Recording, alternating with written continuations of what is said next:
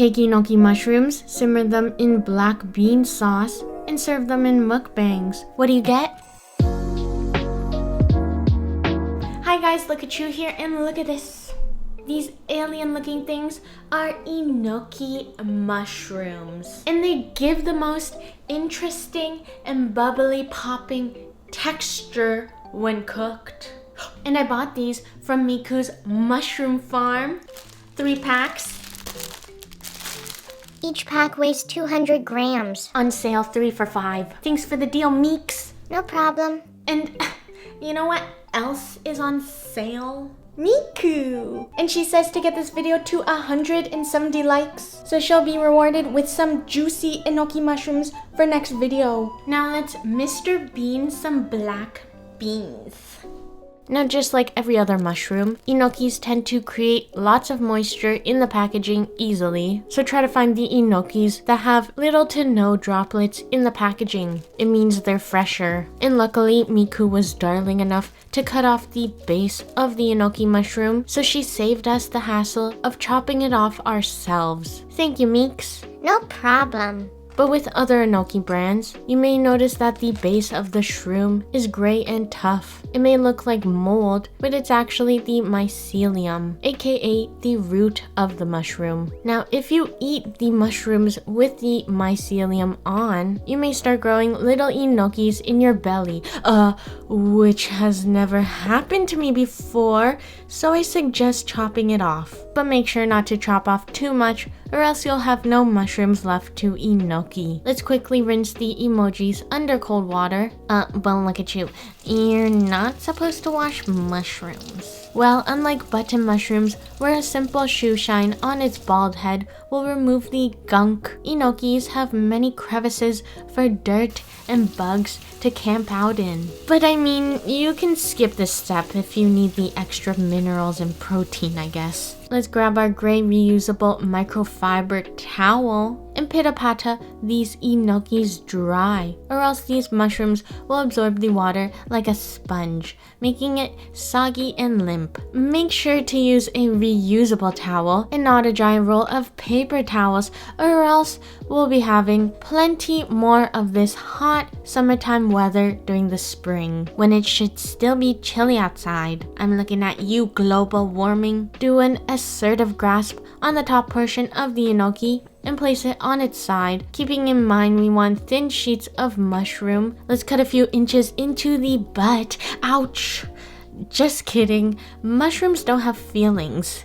Or do they? We managed to get 4 to 5 cuts per bundle, depending on the surface area of our mushroom base. The sheets should be around the thickness of your left pinky, or 1 centimeter thick for all my precise stands. Slowly peel the mushroom sheet off like you're peeling off a band-aid. You don't rip it off quickly, right? These mushrooms are exactly the same. I mean, unless you enjoy that sort of thing. We're aiming to thinly slice them so that the mushroom to sauce ratio will be gorgeous.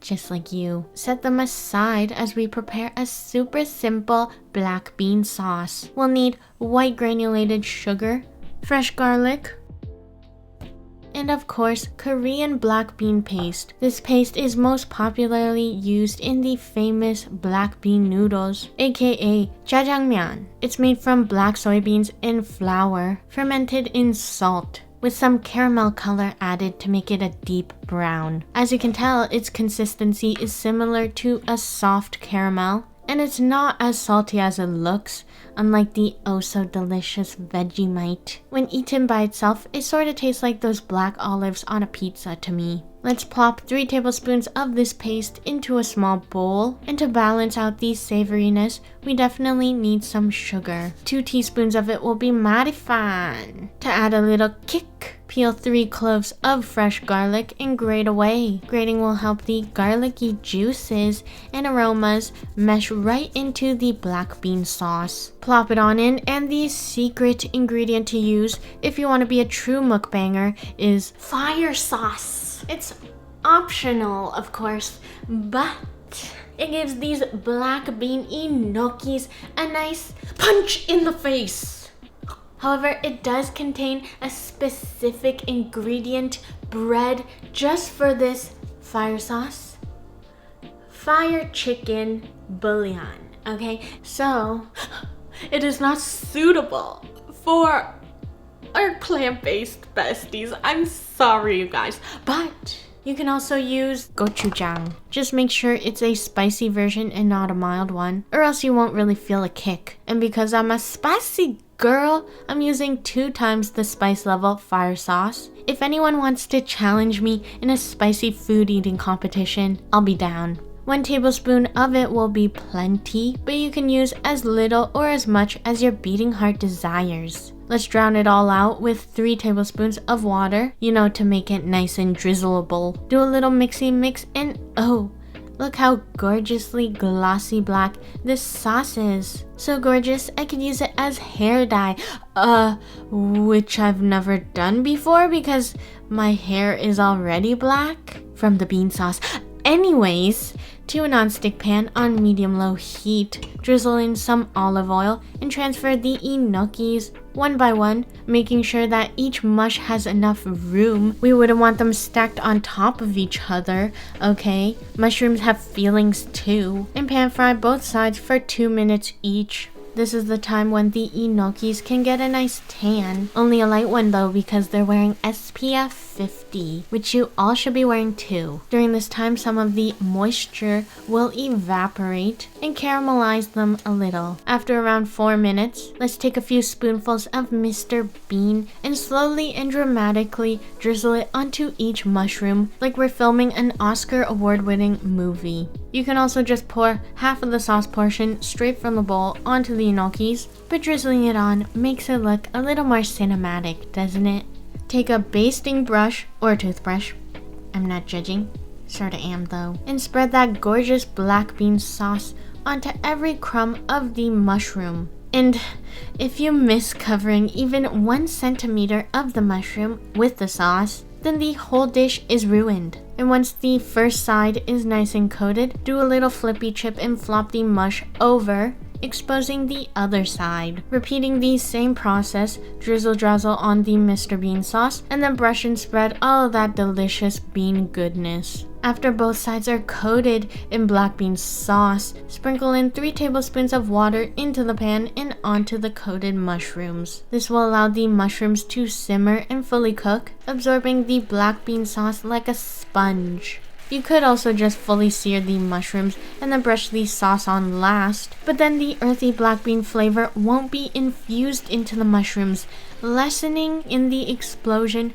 of umami poppiness we're yearning for, okay? After 2 to 3 minutes, the sauce has thickened quite nicely and has created a thick saucy film around the mush. Using our impeccable chopstick skills, let's grab them like we want a jiggly puff in a claw machine and line them up onto a rectangular plate. Like all true enoki mushroom mukbangers, we must use a rectangular plate to display our black bean mushroom wealth. We wouldn't want to hide it all in a narrow looking bowl, would we? And I know you're an amazing person that washes their pots and pans before you eat, but whoa there, okay? Are we gonna leave that leftover sauce sorta dried now, just laying there to die? No.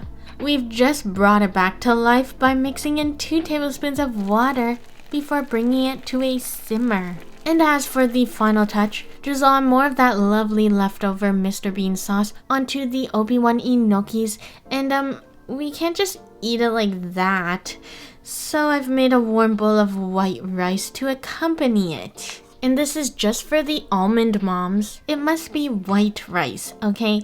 I don't want you to make your 78 grain purple rice. And look at you, enoki mushrooms, black bean style. And I'm super excited. When you first take a bite, you get hit with that earthiness and creaminess and a hint of sweetness from the black bean sauce. Then you chew a little and you can taste that lovely popping and bubbly texture of the enoki strands. Alright, so this gets LookCatchu's stamp of approval. And I'll see you guys next time. Beef Wellington. giving... Miku drooled. Cucumber. Pop. Yeah. And if you're still here, comment, Miku is an Enoki head.